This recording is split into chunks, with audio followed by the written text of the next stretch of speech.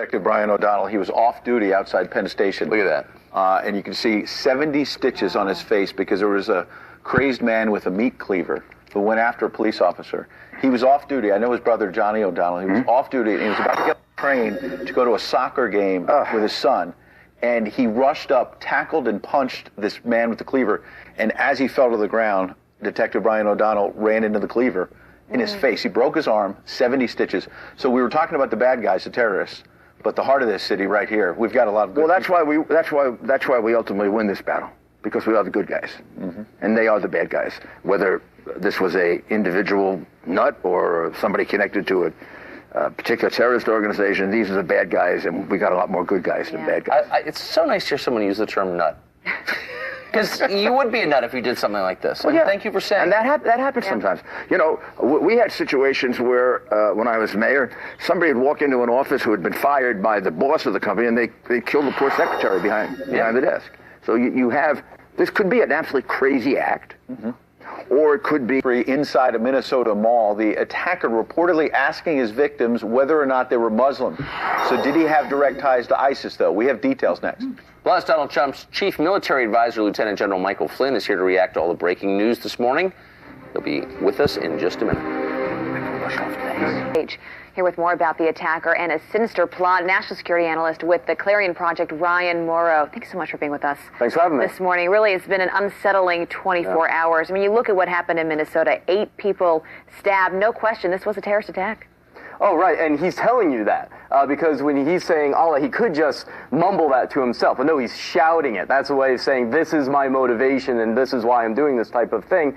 So we don't need to speculate about this, that he had jihadist motivations because he told us that. But then the problem that arises is, how do you cover it when you're in the media? Because the way these guys radicalize others is through the perception of success. And so the way I handle it is we'll talk about an attack like this, but also mention the broader context that ISIS is losing territory, for example, in Iraq and Syria. That is also part of the story. So this man apparently asked his victims before he stabbed them, "Are you a Muslim?" Kind of hard at that point to deny the religious quality to this conflict, right? This is not a secular conflict. They'll find a way. Just watch. In the coming days, what's going to happen is someone will find something that went wrong in his background, some sign of mental illness, some way someone harmed him or hurt his feelings, and they'll say, well, that's really the root cause, because for whatever reason, there's this big movement to deny the obvious fact that the problem is the ideology. Well, when you say for whatever reason, what are the reasons? Because it is striking, the refusal of people to connect obvious dots. What is that about? A lot of it can be partisanship. A lot of it can be just the fact that it's so hard for us to swallow that idea that someone can adopt this ideology. And as Americans, we cannot relate to that. What do we relate to? The idea that harm, poverty, and things like that cause crime and people to go insane. Right, and that's the reality we live in, is these lone wolf attacks that we're facing. They may not even be talking to ISIS, but they claim to be part of them. That's the challenge. Some people say, well, it may not be terrorism, but it all is.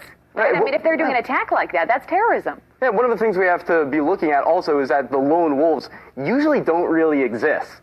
When you look at the studies, they're almost always talking to someone, even if it's just online and meeting with them. Someone's radicalizing them and teaching them their complex ideology.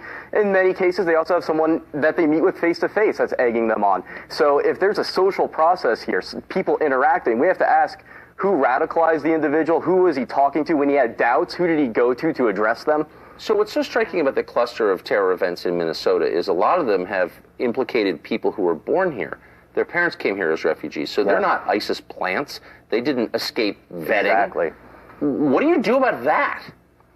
Well, usually when they become violent radicals, there's a radicalization process that precedes that. You have to have this broad worldview that is anti-American, believes in creating an Islamic state, and then the added factor is, will you pursue that through violence? So there does have to be ideological vetting on that basis, but there is a problem here where there can be someone that doesn't embrace that ideology, isn't even thinking about ideology at all. They come to the United States, they move from one location to the next, and then they have an identity crisis when they're a teenager and they get wrapped up with the wrong person. Doesn't it suggest something is wrong with the community from which they're coming? I mean, oh, sure. I mean, what is that community? I mean, I don't know. I'm asking you. You're the expert here. Right. But Well, for example, the Somali community, there's been a lot of problems with having radical clerics there. You hear about clashes between some Somali activists that say, look, we've got to clean up what's going on here, and then they get condemned even as Islamophobes, even if they're Muslims themselves. There's been programs put forth for de-radicalization, and then you hear about local community leaders saying, no, you're focusing on ideology, that's offensive, what we need are after-school programs.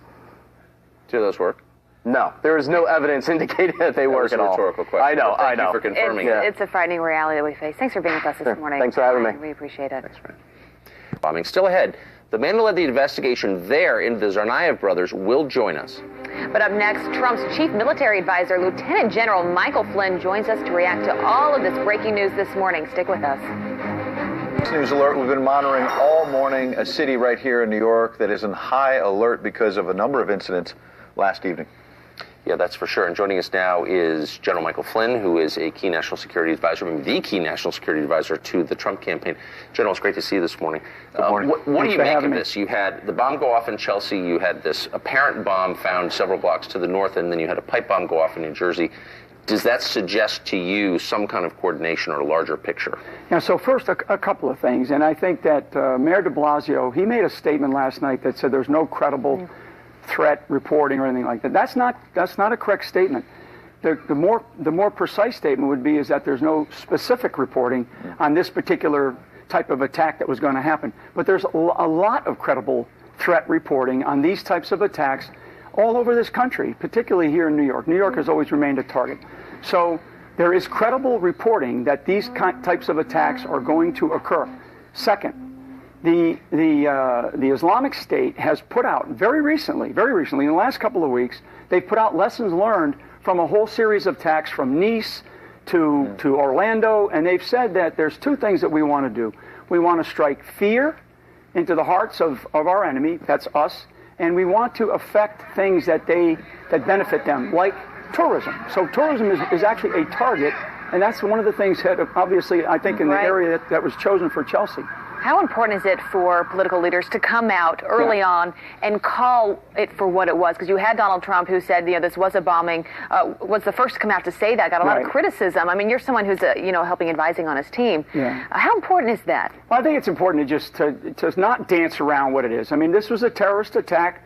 We will, the law enforcement professionals will peel back and do the forensics and figure out whether it was ISIS-inspired or ISIS-directed or whatever. I mean, the one that happened up in Minnesota, that's pretty clear. Mm-hmm. So they'll figure that out. But this was clearly a terrorist attack.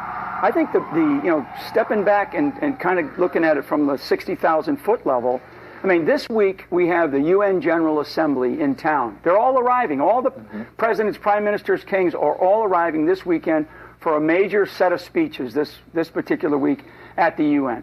Are they going to talk about climate change and global warming, or are we going to talk about this really unbelievable international problem that we have, which is this violent terrorism, the radicalization of the Islamic world and the terrorist attacks that are occurring, whether or not this specific one was a radicalized Islamic terrorist attack or not.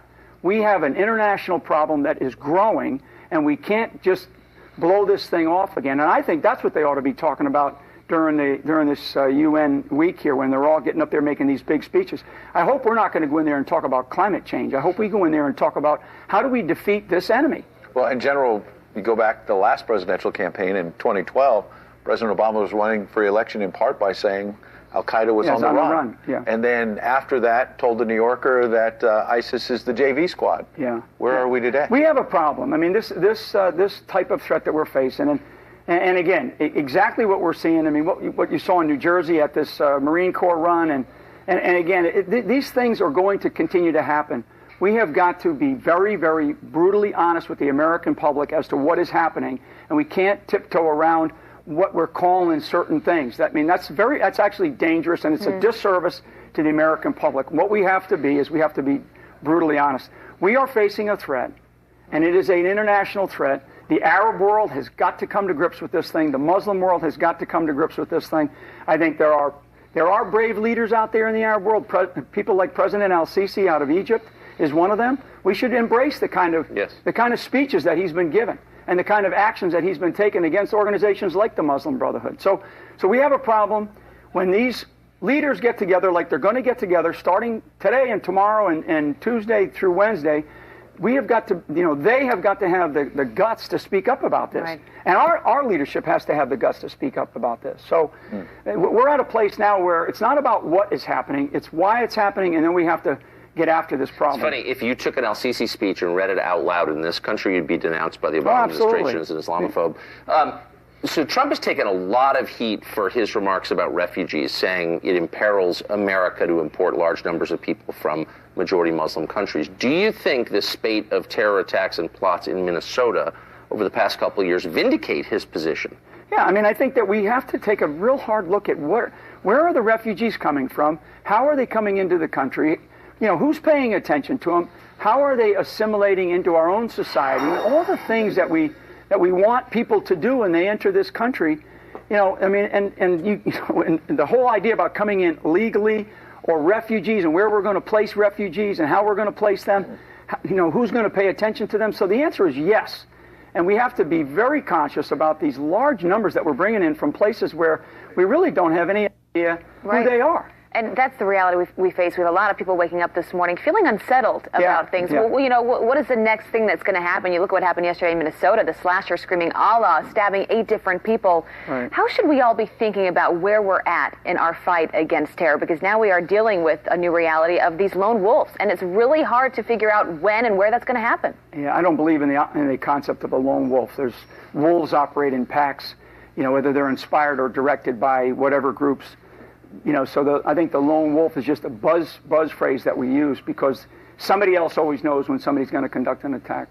What I would tell you is that the principal concept behind terrorism, particularly radical Islamic terrorism, because they've written about it and they've preached about it, is to strike fear in the hearts of the enemy, wherever they live.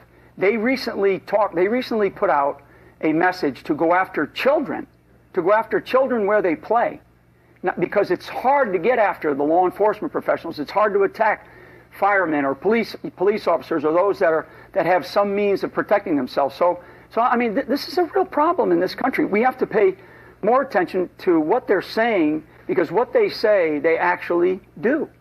And this is a really important thing. And we have to get back to the why this is happening and then go after that why. And it's because there is a disease in the Islamic ideology. And it's a cancerous disease that has metastasized. It's an international problem. You just had Mayor Giuliani on here, and I've said this many times. You've got the director of the FBI that has said we have 1,000 cases going on in this country in all 50 states. I mean, what's going on? So we have to pay attention to the refugees that are coming into this country. We have to pay attention to undocumented or illegals that are in this country. And we have to pay attention to what is happening overseas as well because the problem's getting worse. Quick question. You served with Bob Gates as defense secretary. Yeah. He wrote an op-ed that was scathing against Donald Trump yesterday. And Donald Trump tweeted last night, "Never liked dopey Robert Gates. Look at the mess the U.S. is in. Always speaks badly of his many bosses, including Obama." Do you agree with something like that? I know you support Donald Trump, but attacking the former defense secretary like that? Yeah, I mean, I read that. I mean, why did he even write the article? He said Hillary's bad. He said, really disparaging things about Donald Trump, a person who he's never met. Now, he's met Hillary, so what he said about Hillary is probably very true. I can tell you what he said about Donald Trump is not true. Trump is a great guy. He's a great leader. And what we need right now is we need leadership in this country. I really, I'm going to keep my mouth this time because I'm normally pretty blunt about what I feel on, but I really think that he wasted his time writing that op-ed. Right. Retired Lieutenant General Michael Flynn. We appreciate your insights this morning. Good to see you, gentlemen. Thanks. Thanks a lot.